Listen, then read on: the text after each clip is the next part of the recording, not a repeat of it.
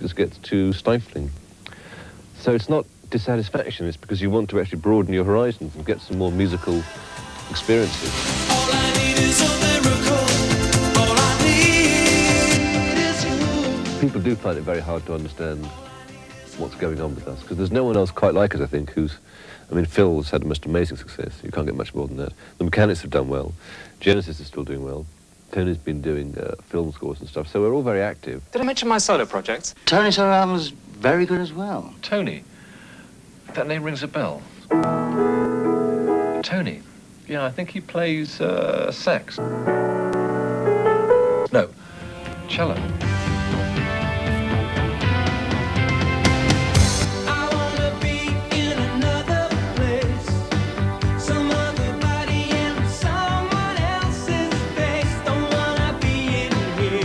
I mean, the reason I'm in this business in the first place is as a writer, and I never had any great urge to be a performer on stage and to kind of get everyone to look at me or anything like that.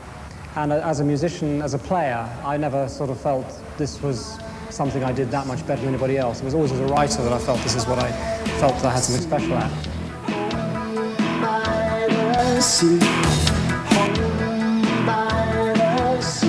Creeping up the blind side, shining up the wall, stealing through the dark of night, climbing through a window, stepping to the floor, checking to the left and the right, picking up the pieces, putting them away.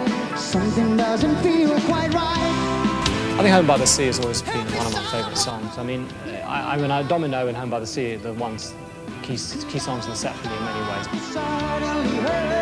Welcome to the Home by the Sea. The most difficult song, I think, for this show is the same as the last show, which is Domino. Just even the first half of the song, I'm probably doing about eight or nine different sounds. And in the second half as well, you've really got to keep your head because it's, you know, things are just happening all the time, and I've got to keep this thing vamping in the bass all the time while I'm doing all sorts of other things with my right hand. And as though technically, it's not like there's speed problems or anything like that. It is just quite difficult to make certain you keep your head and you do all the things in the right order, you know. If you do one tone change in the wrong order, then everything comes up wrong. The liquid surrounds me. I fight to rise from this river of hell. I stare round about me. Children are swimming, playing with them.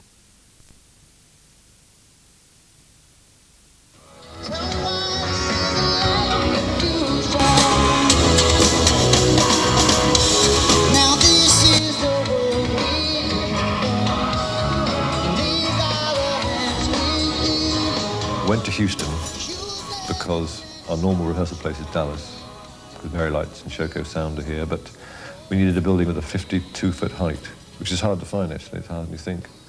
And the Goodyear blimp hangar in Houston had it. So we set up there for 2 weeks and worked on music, but an awful lot on lights and screens and all the footage we had.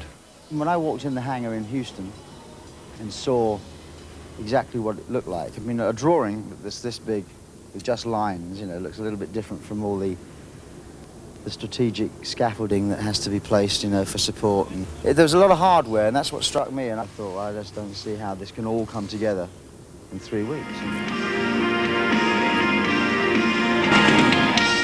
I think from the word go, there's always been an interest in the visuals, because when the music and any kind of visual presentation we have locks in and works well, it's such a strong moment. I mean, I kind of felt that what we'd done with Very Lights, we'd reached a point when we couldn't, all we were going to do was more of the same. In a little way, the last tour, Invisible Touch tour, I felt was a bit like that.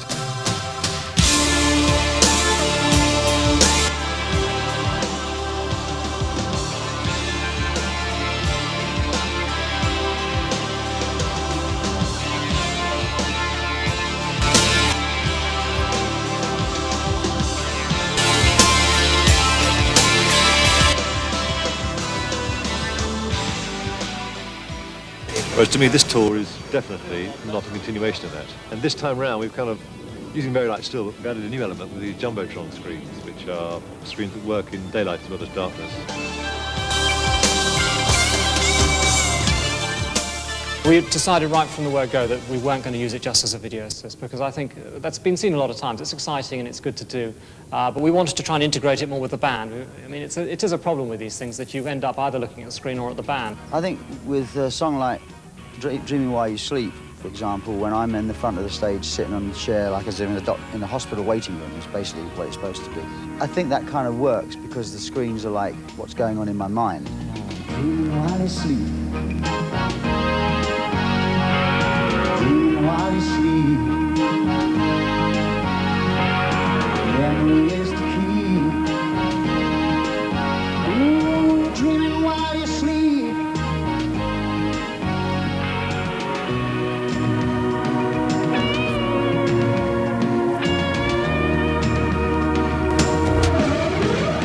All my life, you lie silently there. All my life, in a world so unfair. All my life, till the day that you open your eyes.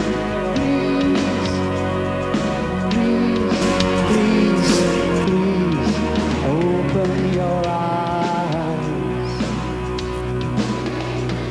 The last 2 weeks, Mike and I in particular have been concentrating very heavily on the visual side of it. And, you know, first run through, we did in the big place, we suddenly realised all the things that were wrong about it.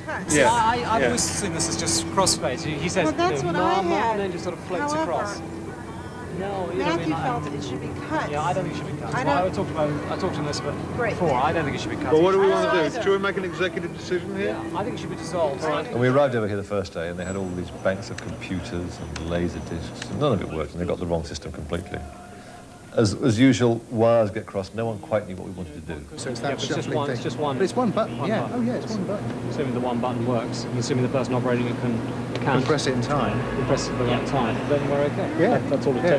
takes. So there is a nerve about that, nervousness about whether all the stuff will work at the right time. Everyone will sort of, you know, be doing this. We've got it's a lot of different operators. They've all got to punch buttons at the right moment or put their faders up, and if it doesn't happen, you tend to get a bit sensitive to it, particularly the ones you can see.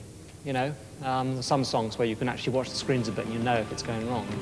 Biting the last spike, lifting and laying the track. With blistering hands, the sun burning your back.